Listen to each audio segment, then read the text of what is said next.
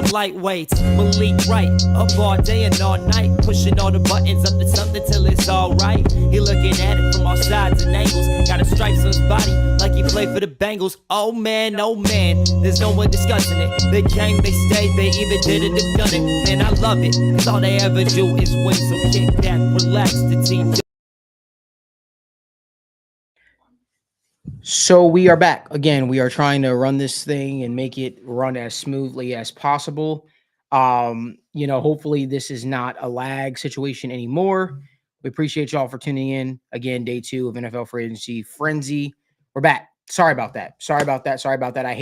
I'm a perfectionist. I want things to be perfect. This wasn't perfect, so we appreciate it. So anyway, where were we, Daniel? We were talking about interior offensive linemen.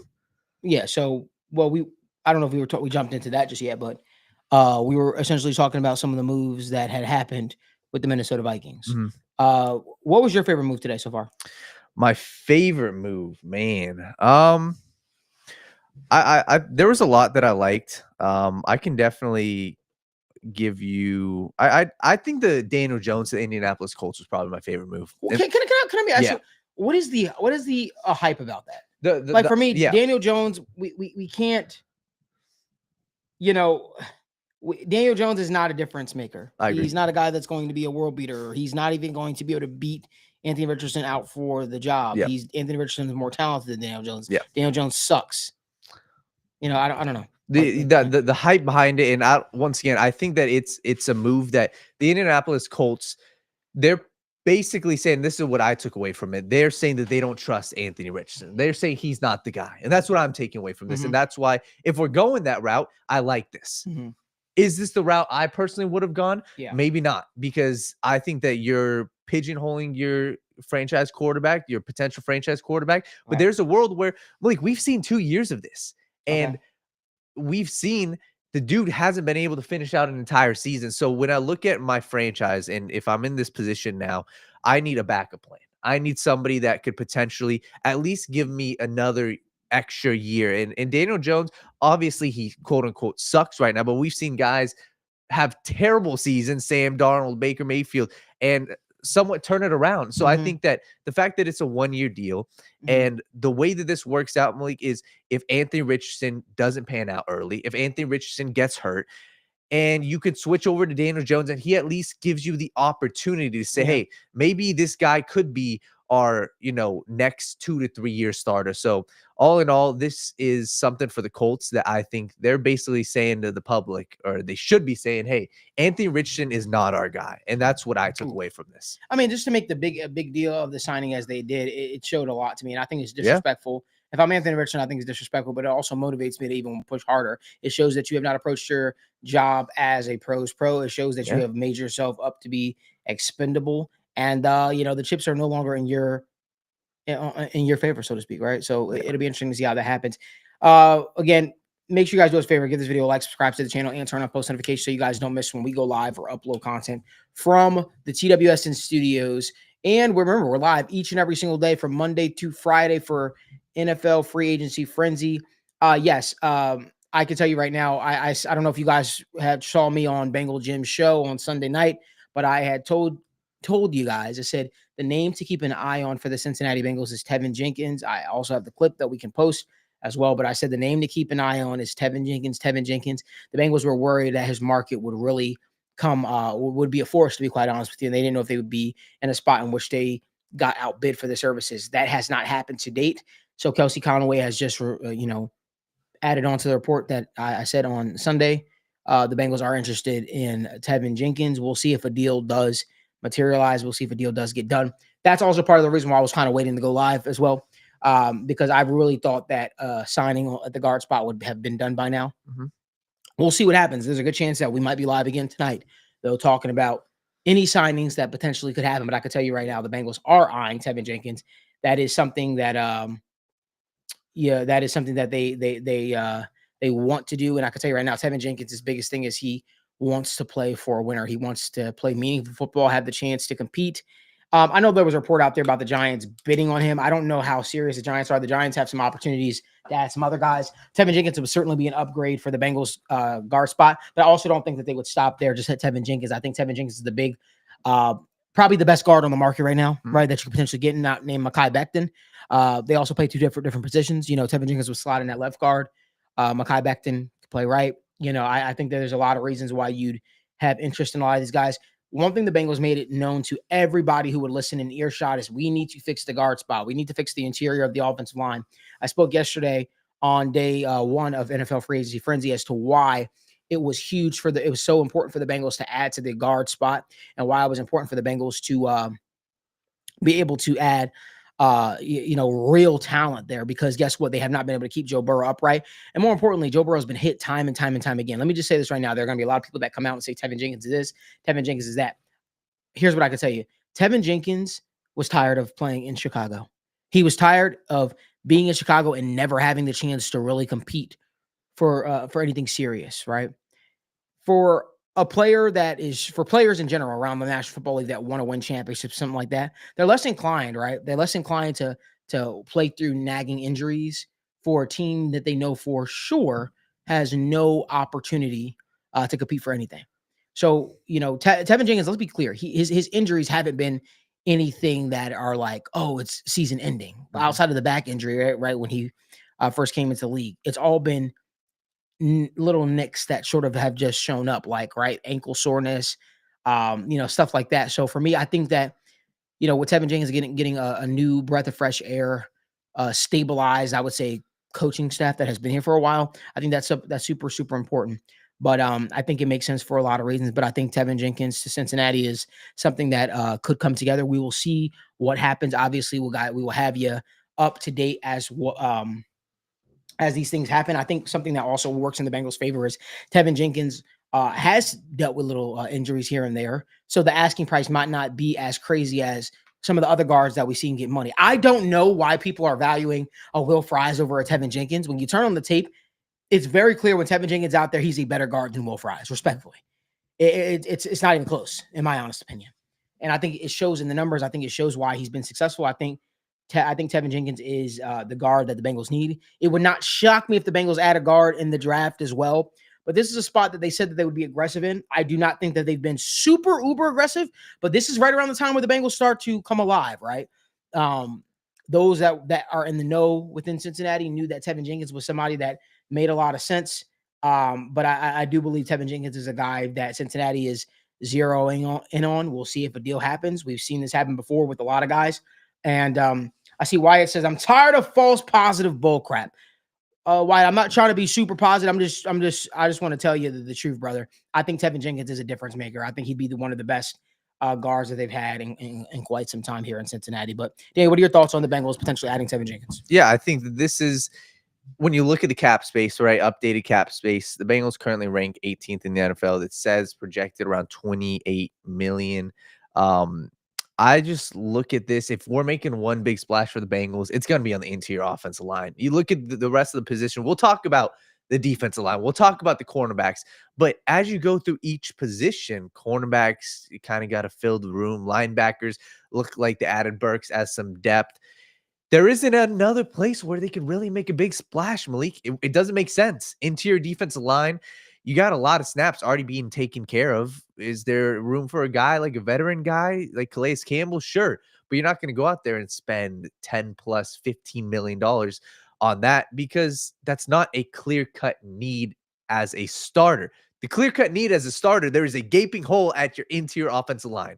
And you made it very clear, and I'm talking to the Bengals, you made it very clear heading into this offseason, we are going to get a new guard. Because Alex Kappa went out the door, and the only way it makes sense to head into free agency is if you go after one of these top-tier guards. So I'm fully a fan of it. And like I said, I'm not disappointed that they didn't go after one of these guys like a Fries or hurry up and get this deal done on day one. But this is that next crop. The Teven Jenkins, I totally agree, is the top tier of this next crop. But there's these guys in this range where, hey, you got to get one of these top guys, or else the Bengals are going to be settling for these third level free agents. And I'm just not that would be a disappointment. But once again, you look at how the Bengals have typically operated, whether it was the Orlando Brown Jr. signing or whether it was even last year, right? They filled a major need at safety, or thought they did, with Geno Stone, but they did that right away. It was a loaded safety free agency class, and they went out and they got him right away. They knew, we've got a hole and we're getting one of these guys, and they got one. So I would be very, very disappointed, let me say that, if Teven Jenkins and Mekhi Becton go off the board and the Bengals are still sitting here. So I would also give them some grace, because like you said, you wouldn't. No. So you don't think that they'll, like, I'm saying give them some grace. Like, I feel like they're gonna get one of these guys. Oh yeah, for sure. Like, yeah, I think so. I thought you were saying give them some grace if they don't land either. No, like, no, what? no, no, no, no, no. If they don't, like, this would be a failure, because you sat on your hands for the first 2 days and just brought back the same team. And that's kind of where this line is. And we'll get into the defense in a little bit, but they went into this free agency. Duke Tobin said, hey, we're not going to roll the same team as we did last year. But so far, you're kind of just getting these middle of the road guys. We're waiting for that big splash. And I believe Teven Jenkins would be that big splash. Yeah, I agree. I think it's a move that makes a lot of sense for a lot of reasons. Obviously, we'll see how it all shakes out. Before we jump back into the Bengals talk, because I do want to talk about that. I want to dive into some more moves that the Vikings made. The Vikings landed Jonathan Allen. The Vikings landed Javon Hargrave. We have over 200 people watching this live. We greatly appreciate you guys. You guys know this is my favorite time of the year. Free agency frenzy. We greatly appreciate you guys for making us a part of your daily routine. Make sure you guys give the video this like. We have over 200 people watching live, only 34 likes. Give this video a like and subscribe to the channel so you guys don't miss when we go live. But I want to talk about some of the moves the Vikings made. What are your thoughts on the Jonathan Allen move? What were your thoughts on the Javon Hargrave move? To me, Javon Hargrave does not move me, right? I think it's something to be said when the league is constantly starving for interior defensive linemen, and your last team was willing to part ways with you, right? This is now another team he's been on in as many as 4 years. And to me, I just don't know if it's that big of a needle mover. To me, it was kind of crazy that the Commanders didn't get anything of substance for Jonathan Allen. So you got to wonder how much he has left in the tank. What are your thoughts on some of the moves today coming out of Minnesota? Because a lot of people were saying Kwesi made a lot of splashes. He got a lot of names, but you got to wonder, is it a day late and a dollar short? What were your thoughts? I think that I'm a fan of the moves when it comes to competing this year. And that's where my mind is kind of, I think they kind of are screwing themselves over, right? Like I said, I think their timeline is next year, the following year as well. Not necessarily this upcoming year. And like I said, when you look at their defense, they needed an infusion of talent. Totally. Brian Flores, what he was doing, he needed talent because they were relying on a guy like Jonathan Grenard, who's one of the most underrated pass rushers in the entire NFL. People don't give that dude enough credit, right? What he did with Houston, moving to Minnesota. So I think from a pure football standpoint, I think it's good because when you look at what they were dealing with last year, what they were potentially bringing back, Malik, it was chips on the defensive line. So Jonathan Allen and Javon Hargrave, I think that they're a solid pairing, but that's in a vacuum, right? That's when they're playing on the football field. And you're relying on a guy, Javon Hargrave, who has had injury concerns, and Jonathan Allen, who is turning 31 or 30 this upcoming season. So from a pure vacuum standpoint, the roster looks good. It does. But I think that there's going to be serious concerns later down the road. But like I said, I think that Jonathan Allen was the guy, he came on strong at the end of last year after his injury. So I'm a fan of him. I'm just not a fan of how they're shelling out this money because when you look at this roster, like I said, it's constructed kind of to win now. TJ Hawkinson's still there. You got all the weapons in the world. Aaron Jones, they just added to the offensive line. They're pretty much going all in now. And this is a bet on JJ McCarthy. So, Kwesi, I'm looking at you, the Vikings GM. I'm saying, hey, you better bank on JJ McCarthy being good this season. And if he doesn't have that, superstar move or develop very quickly, I think that this could be looked as a failure. But they're one of the teams. Their range of outcomes, Malik, they could be an NFC championship team or they could be 9-8. Right. You don't know. So the move doesn't, it was a lot of interesting moves that they made. They shelled out a lot of money. A couple other moves that I want to touch on. DeAndre Hopkins signs with the Ravens. Thought that was interesting. Saints signed Justin Reed away from the Kansas City Chiefs. Justin Reed was a huge piece of what the Kansas City Chiefs did. Trying to think. Jacoby Brissett signs with the Cardinals. trying to make sure that we get everything before The we get on to Giants, Bengals stuff. Javon Holland. Oh yeah, we talk about that, man. Yeah, I think that. Yeah, go ahead. Yeah, sorry. This is and we've got a piece coming up on the TWSN website. Make sure you guys go check out our website. I think that what the Giants are doing, I think this GM's really screwing them over, to be honest. And I understand this move. I think it's a good move. Javon Holland, I'm a fan of. I think he's clear cut was the best safety in this year's free agency class. My only concern is it's the way the Giants are operating. You could have had Xavier McKinney for the same price last year and you let him go. Same thing, clear cut. I know I'm comparing apples to oranges, but you signed Darius Slayton for the same amount that Saquon Barkley was asking.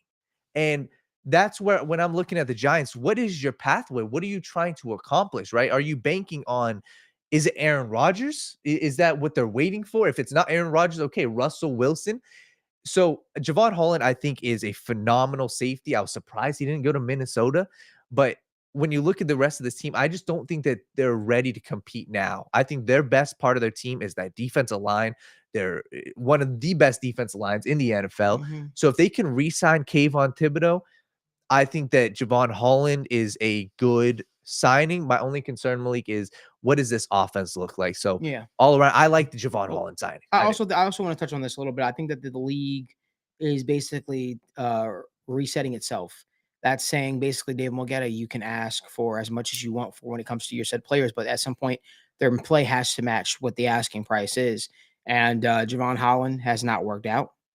Right, Javon Holland did not work out with the Miami Dolphins down the stretch there, and they weren't willing to commit the true dollars to him. And the Giants were, but this is a guy that was expected to get over 100 million. Yeah. He signed with the Giants for 45, something like that. It was 15 a year. 15 a year, right? Something like that. But so it didn't pan out the way that they wanted it to. But I think that was a great get for the Giants. Now we're moving over to the Bengals, right? I see a lot of people doom and gloom in the comment section. I think it's important to put things into perspective for a second. Hear me out. Who has been signed that you wanted the Bengals to sign? Let's start there, because there's a lot of people right there saying, you know what, the Bengals are done. The Bengals are this, that, and third. And this is not me defending. I'm just asking, who did you want the Bengals to sign that they have not signed yet? Because when I look at it, I see a plethora of free agents that are still available that could help this team.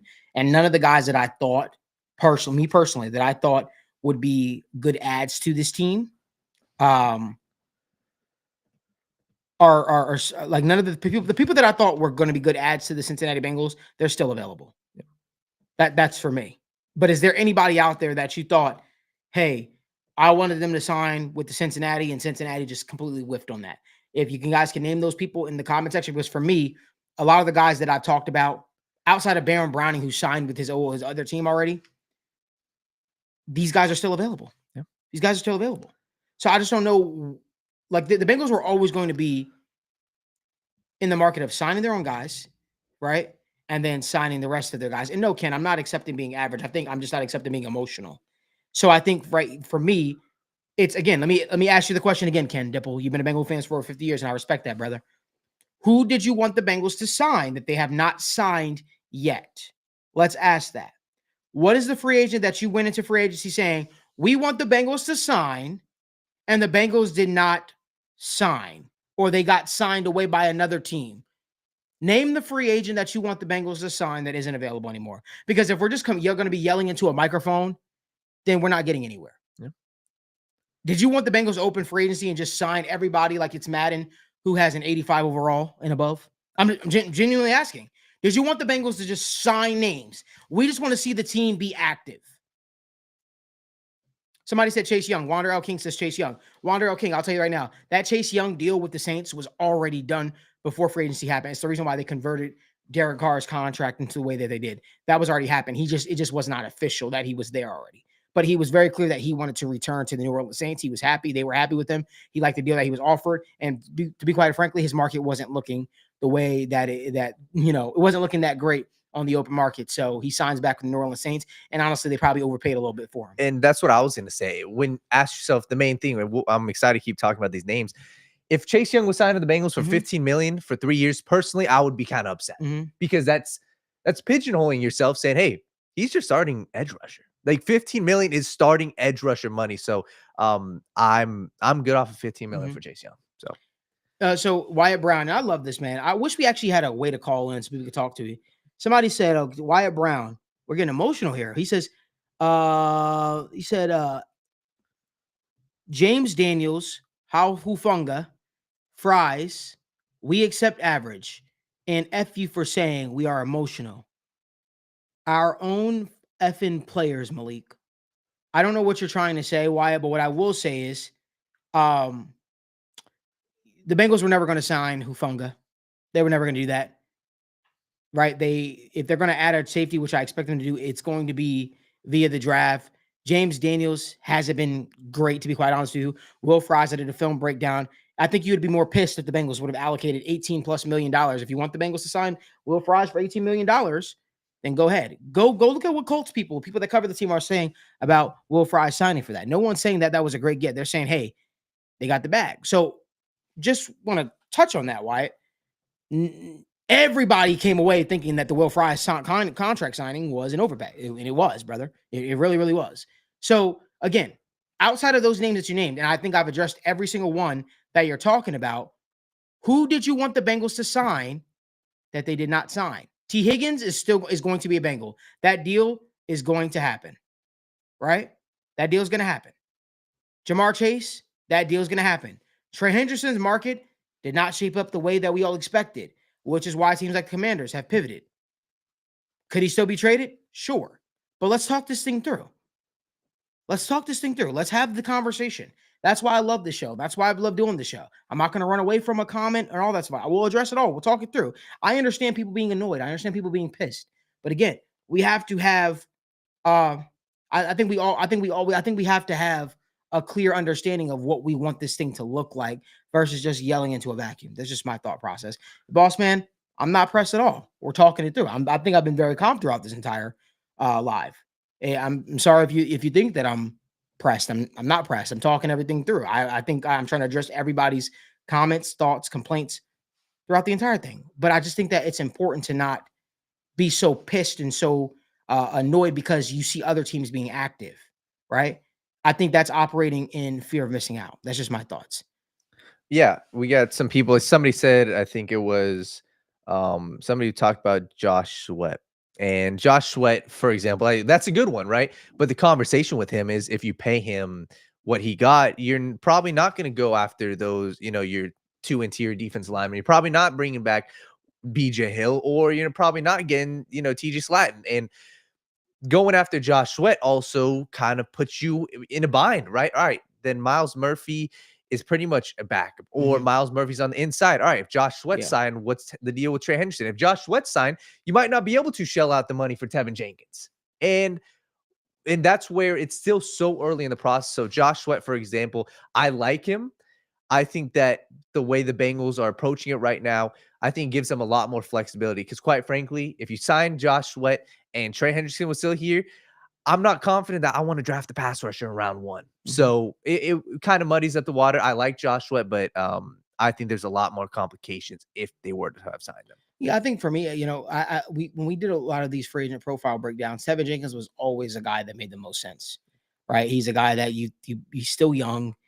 He's a guy that the Bengals liked, but then they got their recommendation to draft Jax Carman. We know how that all panned out. It's a lot of that, man. It's a lot of, hey, you know what? You get the ability to right your wrong, right? And you get to draft a guy that realistically should have been here when he came out of the draft, and that for whatever reason that didn't happen. What else are some other moves? Excuse me, that you want them to make? Somebody said Levi O from the Lions, and I'm not saying me. I'm just looking at what people are saying. Levi, the same thing, and now I'm good off him, and the reason why is look at your room right now. And I'm not saying you can't upgrade, but that's a guy you're going to have to shell out serious money for at the interior defensive line spot. And you got Chris Jenkins, McKinley Jackson, Slatton, and BJ Hill now taking up a good portion of the snap. So at this point, I'm kind of good off of paying a guy 10 to 15 million. The only move I'd make the interior defensive line, the way I'm looking at it, is give me a veteran like Calais Campbell or wait till the draft. So Levi O is one I'm kind of good off of. Some people are asking about like Dre Greenlaw. It's a fascinating name. We talked about Dre Greenlaw, and I like him. I think that he is a name, if you want to pinpoint and say, hey, he should have been a Bengal. I totally agree, but it also has to match up with what does Al Golden want? Does Al Golden want somebody who's coming off, a major injury? Does he want somebody who's entering his 30s? Does he want to pay a guy starter level money right now? And it seems like they didn't want to do that. But I think that Dre Greenlaw, I think he was one of the steals, and I think he's going to have a hell of a season with the Broncos. Yeah, I think that when we talk about guys that are coming off of injury, I think that's the one thing with Will Hernandez too. He's coming off a season-ending injury. Will Fry is coming off a season-ending injury. And these guys, some of these guys are getting a lot of money, but as the days go on, the weeks go on, it'll start to go down. The price will start to go down a little bit, right? We appreciate everybody for joining in, tuning in. Make sure you guys drop your questions in the comment section. We'll try to get through all of them, the good, the bad, the ugly. We'll try to talk things through. Somebody asked about Kevin Zeitler. One thing I'll say is I think that there was some disrespect on the Bengals in last time Kevin Zeitler was a free agent, lowballed him, which was very reminiscent of how, it was very reminiscent in sort of how he his last few years in Cincinnati sort of ended. You know what I mean? It was very, very, reminiscent of that. So obviously there's might be some burnt bridges there. That remains to be seen yet. Kevin Zeitler, I'm pretty sure he's probably not in any rush to sign with the team. He's an ultra vet at this point. Probably look to wait things through. Heat Seeker said, "You guys have a relationship with the Bengals, and it shows. Stop the ridiculous glazing."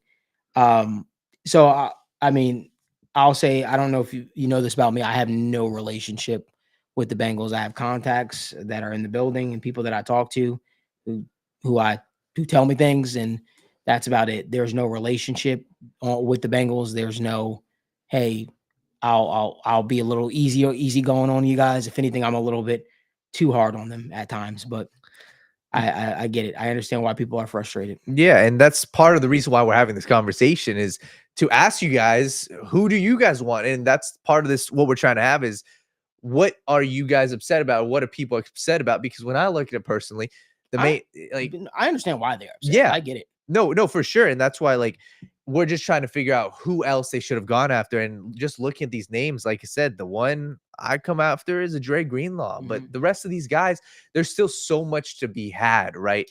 And personally, when I look at it too, the main thing I'd also be upset is T. Higgins. How's he not done? And same thing with Trey Hendrickson. So those are the dominoes that I look at. And the rest at this point, it seems like interior offensive line is the only big splash that the Bengals are going to make. Some people were saying Justin Reed, and looking at these safeties, I understand the safety position. I get that. That's one. Justin Reed, I don't think made a whole lot of money. I think it was 10 million. So that's one, you're making a wholesale change. And is that something that Al Golden fully wants?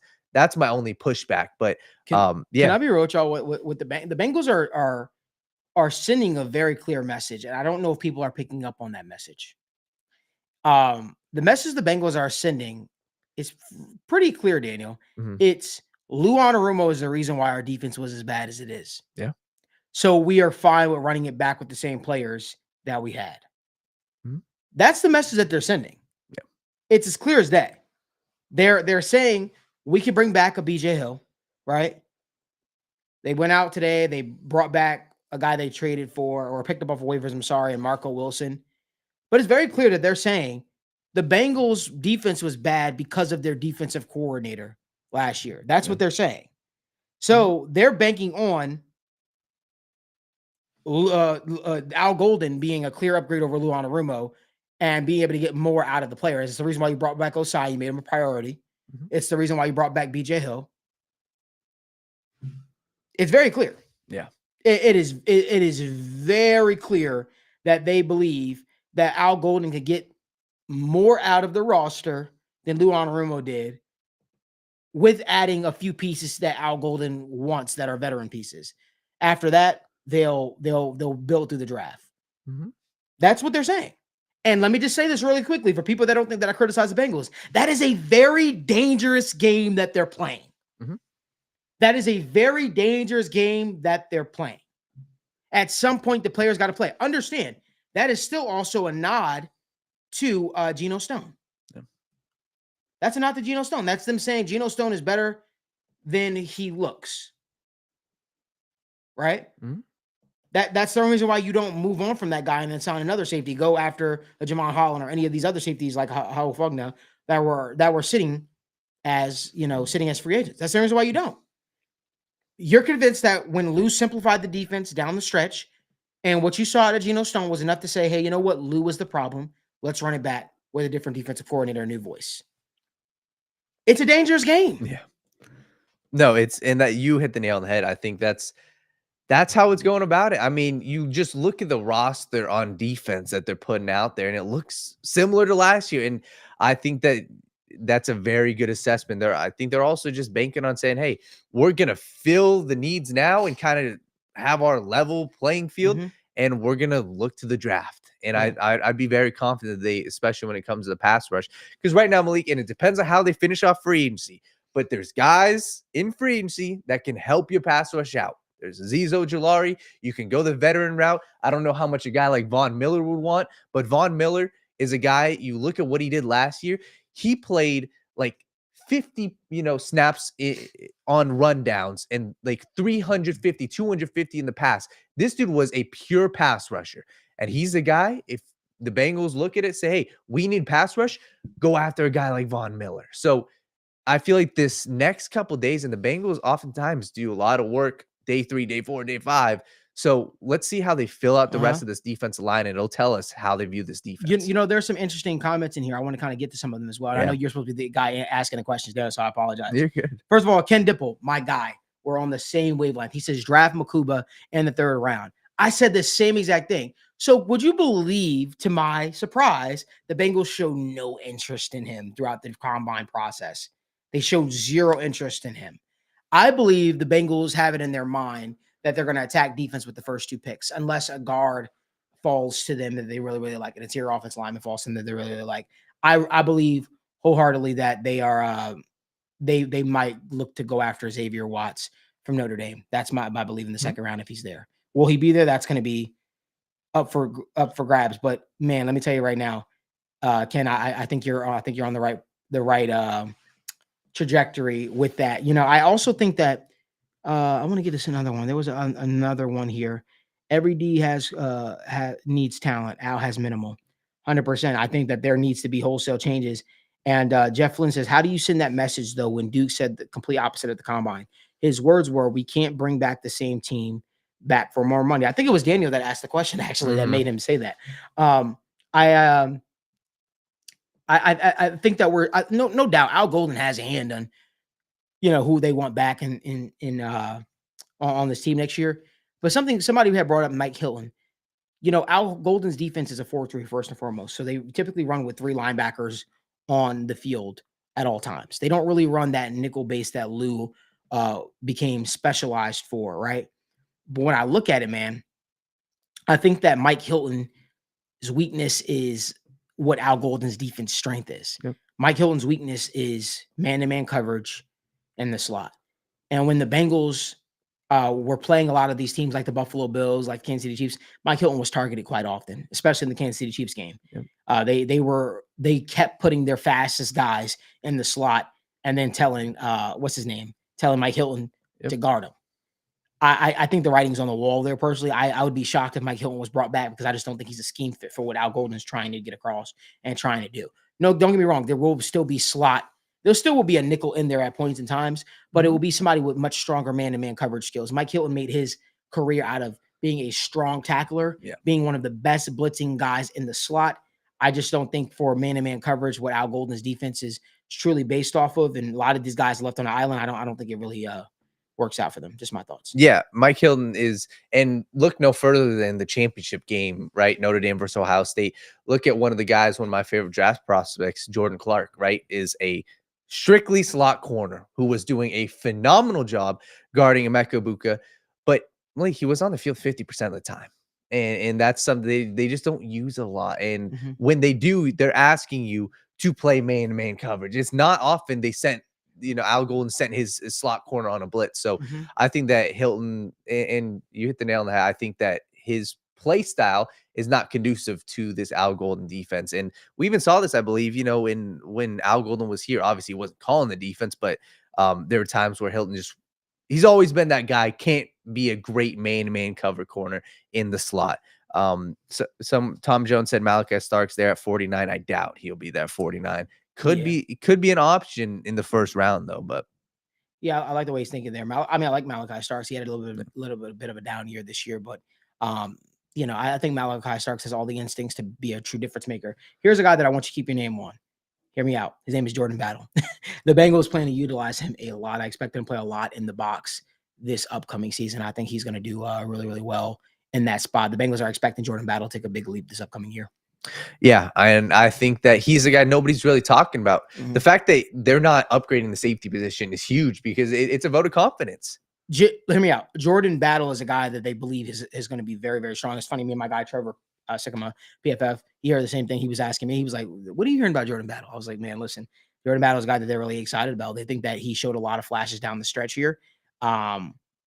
And I think that Jordan Battle is going to do really, really well for Cincinnati. I do think that the free safety spot long term is up for grabs. I do expect Geno Stone to be the guy next year, but it would not shock me if they add a Xavier Watts in the draft, and then he is the guy to replace him in the future. That wouldn't shock me one bit. No, for sure. And it's a very good safety class. Zach McMahon said, we're talking about adding pass rushers in for agency while the leader in sacks is on our team requesting a trade.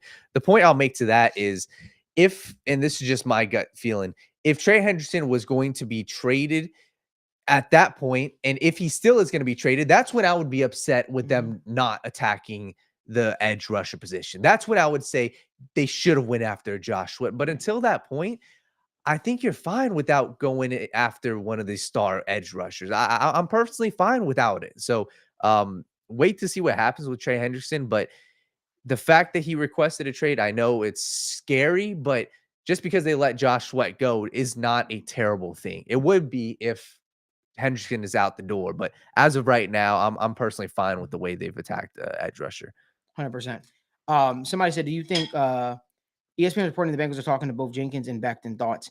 I don't think it's one or the other. I think they're trying to grab both. I think that they are trying to make a huge splash at the guard spot, understanding that what they did for Joe was not enough. I think what you will see is you will see them attack the interior of the offensive line, which is why I say, guys, there's a strong possibility we'll be back live here tonight again. I really do appreciate y'all. Seriously, it's been it's a frustrating day for a lot of people. I understand that completely, but again, this is why we do these lives. We'll get through them. We'll talk them through. I think the Bengals are targeting both of these guys, and if they can land them, I think that it will be a huge upgrade. I think they'll go from that to then really trying to then pick on some of these other guys that are maybe their market kind of fell a little bit. I think once the Bengals focus right now is getting two interior offensive linemen. If they can do that, I think they'll pivot to adding little spots like maybe an additional pass rusher, because make no mistake about it, that is something that they're still trying to do. Completely. Yeah. And that's like, there's a lot of these names, I mean, we could list off that are still available, that are talented guys, but they're flash. Like Joey Bosa is just flash. Zadarius Smith, I'm good. Like the priority needs to be interior offensive line. And I'm with you. There's a lot of guys in this third tier of free agency that the Bengals could get, and it could be very good. Free safety, if they want to go after one of these guys to maybe back up a Xavier Watt or a Geno Stone, Julian Blackmon's out there, and there's a lot of these safeties that could be had. And same thing with cornerbacks. The cornerbacks haven't really gone. Obviously, Dante Jackson, a couple of these guys have gone, but Asante Samuel's still there. There's still some other good cornerbacks on the market. So I think that the priority needs to be into your offensive line. And after that, there's going to be a lot of value to be had, whether it's edge rusher, strictly a pass rusher, or if they want to go in and add a safety to the safety room. Yes, sir. Yes, sir. Let's jump on some more questions, Daniel. The floor is yours, man. All right. So Brian Hollander said, crazy draft question. If Quinshawn Judkins is available in third round, would we take a swing at him? I mean, I'm personally good. I think that the first 3 rounds are extremely crucial to building your, biggest needs, and extremely crucial to just adding talent. When I personally look at it, Quinshawn Judkins, would I rather have him in the third, or give me, one of these other running backs like a Damian Martinez in the 4th or 5th round? I think the value is at defensive line in the 3rd round, interior offensive line in the 3rd round, safety in the third round, corner in the third round versus running back. If there's a running back, I think if Travion Henderson fell to the third round, I would be all over that. But it sounds like he's going to be going in the first 2 rounds.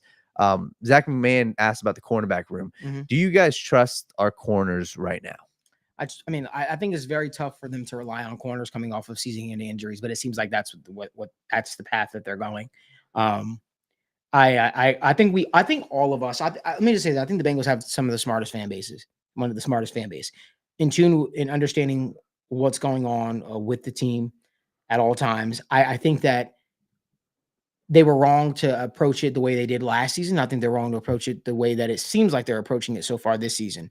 There's still some names out there, some veteran names that you can still take a chance on, but no doubt these guys are gonna be looking to cash in as well.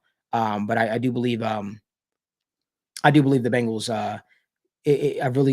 I really believe that they should be looking to add another cornerback at some point, man. A veteran guy that preferably is not coming off of a season-ending injury, because you have a lot of question marks. But I think that they're willing to bet on the talent of the young guys in the back end. But I think that they think that if we can go in and we fix the pass rush, the young guys look a lot better. For sure. Tom Jones asks, what are you guys' thoughts on Jack Sawyer? Do you think he's another Sam Hubbard, or do you think he's better? I don't think he's Sam Hubbard. But I don't. At the same time, he goes missing a lot. And if you're drafting a Jack Sawyer, you're drafting him. You're hoping that he could develop into into a premier pass rusher for you. I think that people think his game is very similar because he's strong in the run game, and he I don't want to say what it is, but I think that I don't think that they're very similar. I think that Jack Sawyer he just goes missing in big spots for me. And it was kind of shocking to see the Bengals show no interest in really speaking with him at the combine as well too. And I kind of asked about that even afterwards, and I got the same result. They haven't really made a concerted effort for it. But yeah, and Jack Sawyer he's going to go in the first 2 rounds. And when you look at the pure pass rushers, there's a lot more upside when you look at the pure pass rusher. And like I said, when you look at this Bengals defensive line too, you got Myles Murphy still there. I think he could play what Jack Sawyer potentially could have been or could be.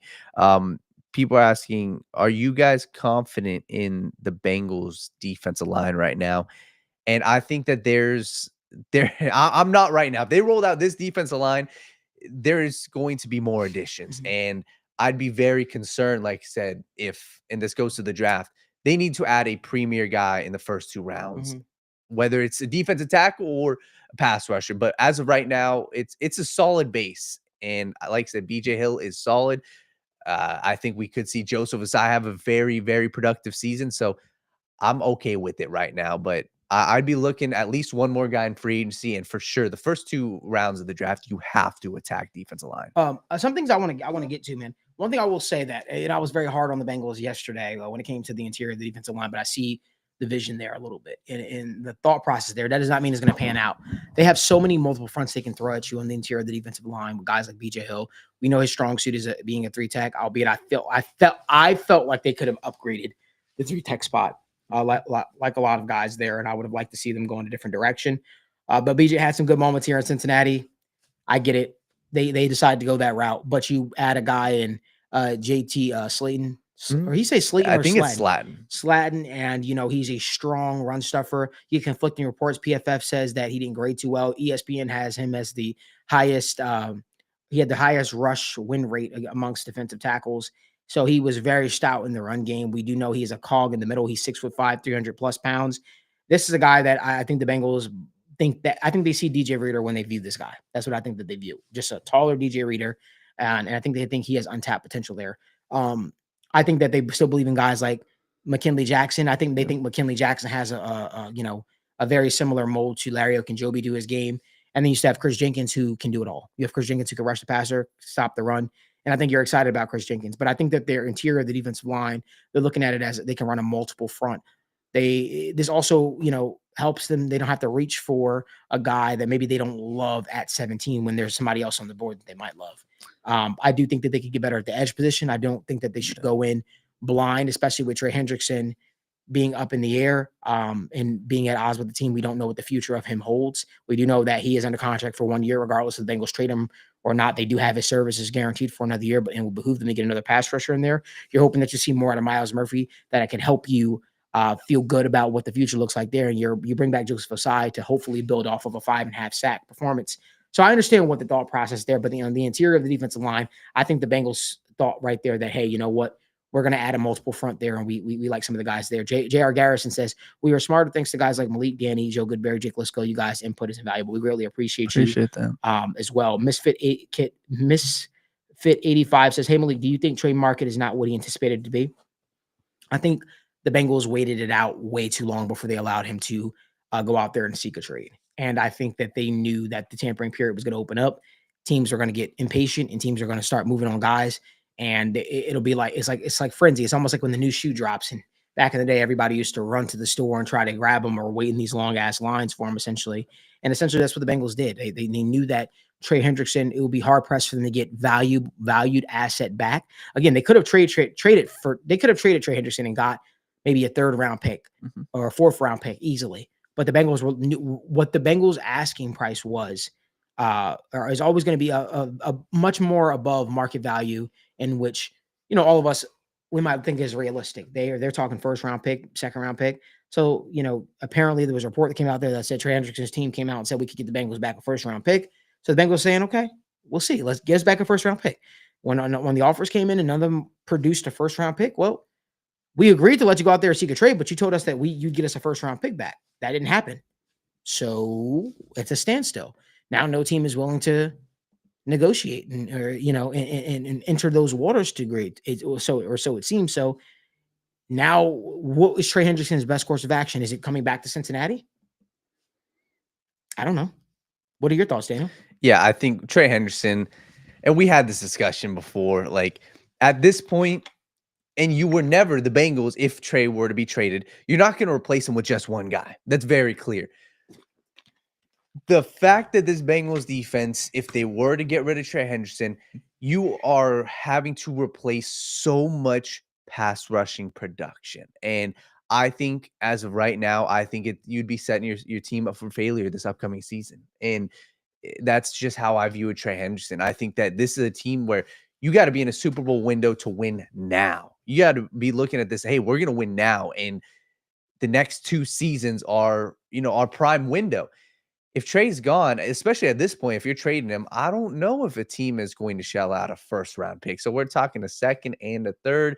You get more flexibility, sure. But I think you're so far behind the 8 ball if you were to trade Trey. And what are you going to do? Where are you going to allocate the extra $16 million as of right now, right? Maybe it's one of these supplemental pass rushers, sure, but they're not stepping in and doing what Trey Hendrickson has done. So I want Trey Hendrickson back on this team, and I think that this Bengals defense would be far better along this upcoming season if Trey's on this team, because my fear is if Trey's not on this team, Malik, you're going to have to rely on Osai as a starter. You're going to have to rely on, your 1st round pick to produce at an elite level right away. So, and it pigeonholes yourself saying, hey, we basically got to get one of these first 2 rounders and they got to produce this season. So Trey Hendrickson, I want him back on this team. And I'm looking at it from the angle, yes, you got to look 3 years in advance, but I'm trying to win the Super Bowl now if I'm the Bengals. 100%. And I think that if they're putting all their eggs in the Al Golden basket, you got to give Al Golden players too. And Trey Hendrickson, by far and away, is the best player on the market available. He's going to be better than any draft pick is this upcoming season. Trey Hendrickson is the best player, and you want the best players on your team. And Trey Hendrickson should be on the Bengals this season. Great. Let's get to 2 more, because I have a feeling we might be live back again tonight. For sure. We got Haney said, what deals do you guys think will get done before the draft? T, Jamar, or Trey? This is just a guess for me. I think the Trey Hendrickson situation, I feel like, has to get figured out before it has to. The draft. It has to. No ifs, ands, or buts about it. I don't think there's much more to that. It has to. And then Jamar Chase is one, like, is Jamar Chase, he's got time. Mm-hmm. And this is, I forgot who was saying it, but Jamar Chase has, he's the one who's in the position of power here, right? He can wait. The longer he waits, same thing. If they would have signed it before the combine, he wouldn't have gotten the Myles Garrett news, right? Of the potentially being the highest paid non-quarterback. So this is a thing, this could drag out. But at this point, Jamar Chase is in a position where he put all the production out there and saying, hey, it's your guys' job to match me. So I don't necessarily know if they're gonna get that done soon, but that's Yeah. And Larry B. Spicer is a final question. One more question. Do you like guys like Deion Walker in the second? He's got the size and nose and the pass rush juice. I love Deion Walker. I would like to see him not give up on plays so quickly. It feels like if he doesn't win in his first pass rush move, it seems like he sort of kind of, I hate to put the word give up, but he feels like he kind of just walks out there. Me and Danny were doing a film breakdown of him recently. Actually, you could just visibly see him at points just literally walking up the field. And it feels like if he doesn't win on that initial instinct, the guy just sort of just gives up. But he is a game wrecker. He's big. He's huge. Could you imagine Deion Walker and then TJ Slatton on the interior of the Bengals defensive line? As I have said in the past, that would feed families. It would be an absolute game-wrecking core. 6'5" defensive ends, and then you have potentially Trey Hendrickson coming off the edge and whatever the next said pass rusher might be. I think that would be scary. I think slowly but surely the Bengals can, in a lesser way, build a defensive line that is very special, very similar to what the Eagles were able to do by having multiple guys that can rush the passer, multiple guys that can push the pocket. Yeah, so that's just my thoughts. Yeah, Deion Walker, just final thought on him. It depends. Like round 2 is very valuable, but that's the sweet spot for these, interior defensive lines. So Deion Walker, you're banking on, I want the biggest dude in my room, and he's 6'7". So regardless of, my criticism, and there are serious criticisms of him, his play style, but you have to rely on your coaching. And obviously the Bengals haven't necessarily been the greatest at developing, pure pass rushers, but Deion Walker, if you get him in the building, you have something to work with. And I'd be, very hard pressed to find a reason to be fully upset with him without him having seen him play down with the Bengals. Yeah, 100%. Well, listen, guys, that's all the time that we have right now for right now. Like I said, I have a funny feeling we might be back live. So keep it locked to the YouTube channel. If you haven't been staying on here, we have over 300 people watching live, only 67 likes. If you guys give this video a like and subscribe to the channel, we greatly appreciate it. But turn on post notifications so you guys don't miss when we go live as well, because if a signing does happen, we will be live ASAP to cover it, to break it all down with you, with grades, the whole 9 yards throughout the entire process. It's been a whirlwind of a day. Bengals are trying to get their guard signed here in Cincinnati. Let's see what happens. But listen, we greatly appreciate y'all. I have a funny feeling we'll be seeing you guys shortly. And if we don't see you guys later tonight, I'm sure we will see you guys tomorrow, same time, live for another episode of Free Agency Frenzy Day 3. But greatly appreciate y'all. Hopefully be seeing you guys soon. Enjoy the rest of your night. All they ever do is win, so kick